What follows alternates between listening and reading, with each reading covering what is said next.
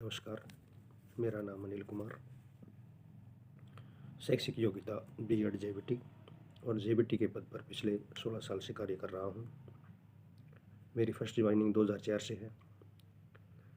2004 से 2016 तक 12 वर्ष जिला पलवल और मेवात में दिए हैं।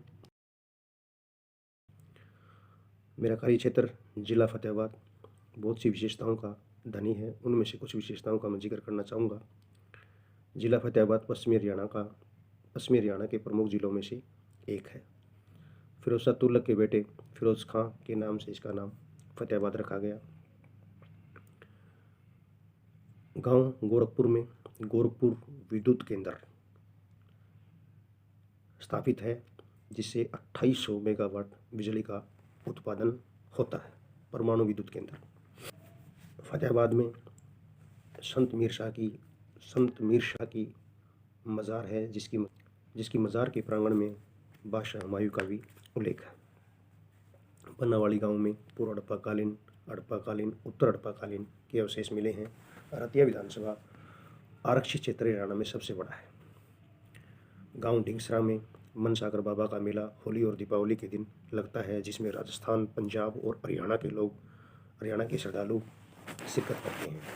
एक और हस्ती जिला फतेहाबाद ने दी है, पंडित जसराज जी, जिनका गांव पीली मंदोरी है। वो शास्त्रीय संगीत में अंतर्राष्ट्रीय स्तर पर ख्याति प्राप्त इंसान है। 2016 से अब तक राजकीय प्राथमिक पाठशाला दरियापुर फतेहाबाद में कार्य कर रहा हूँ।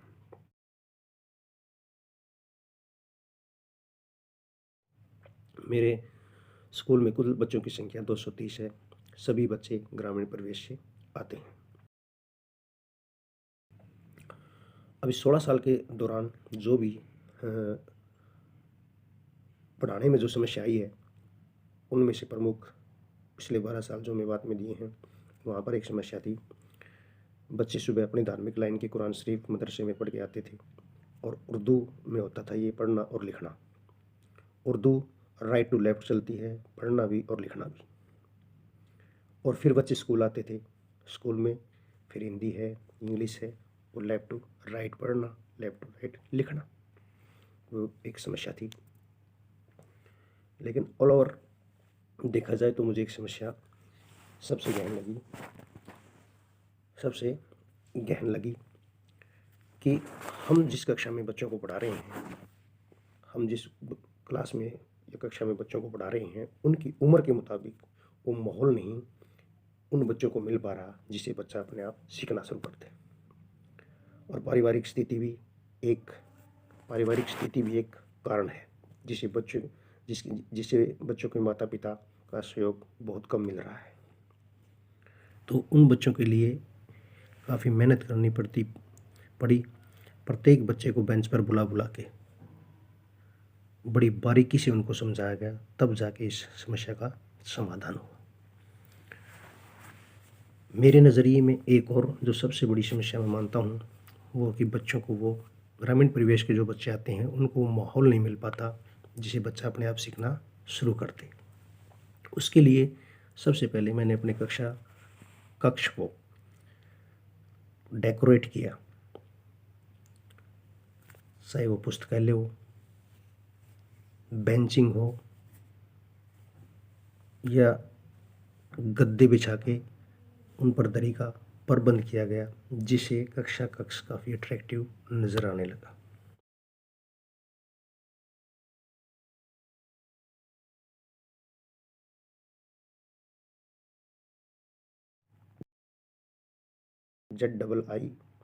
ZIIEI जो शून्य नवाचार प्रशिक्षण है, उसकी ट्रेनिंग मैंने प्रशांत राणा जी से ली थी।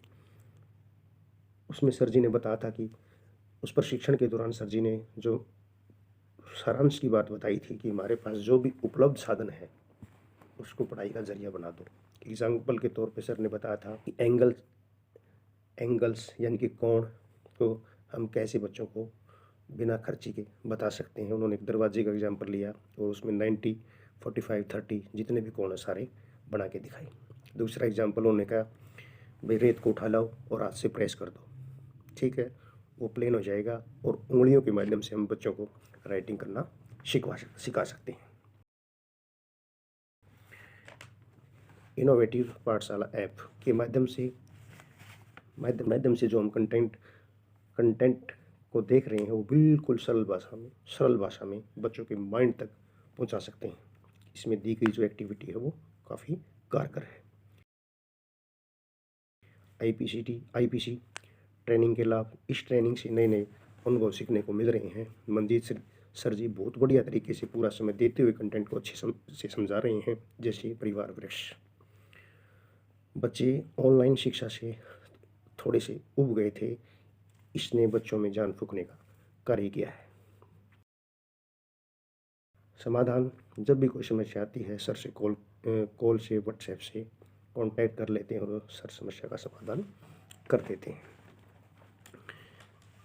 फिर कक्ष के अंदर आते हैं हम सबसे पहले, तो उसमें बच्चों के लिए मेडिटेशन शुरू करवाई। शुरू में थोड़ी दिक्कत आई, लेकिन फिर बच्चों ने अपने आप मेडिटेशन करने की एक जिज्ञासा उत्पन्न होने लगी। फिर मेडिटेशन के रिजल्ट आने शुरू हो गए।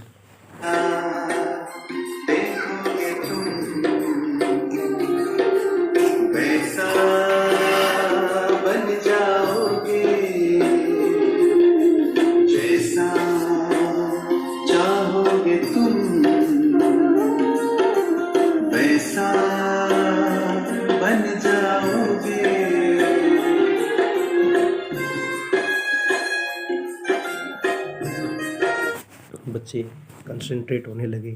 प्रत्येक बच्चा हर बात को ध्यान से सुनने लगा। फिर कक्षा गतिविधियों में बच्चों को ग्रुप में बैठाकर कविता और कहानी सुनाने का कार्य किया।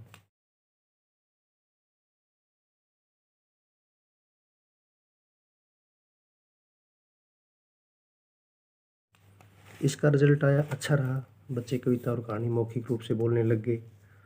सबसे बड़ा फायदा, बच्चों में एजिटेशन नाम की कोई चीज़ नहीं, सभी बच्चे मुखर हो गए।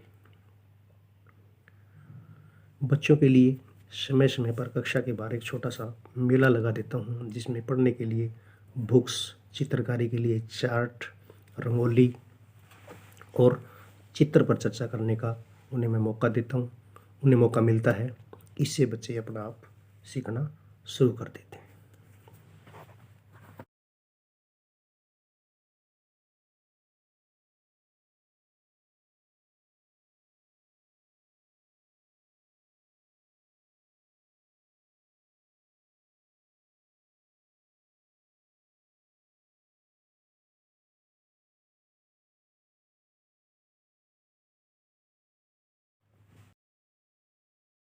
अब मेरे स्कूल को रोल मॉडल क्यों बनाया जाए?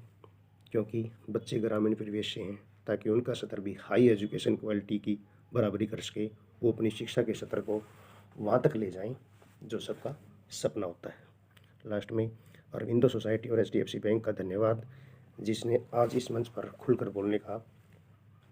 खुलकर अपने विचार रखने का मौका दिया। धन्यवाद।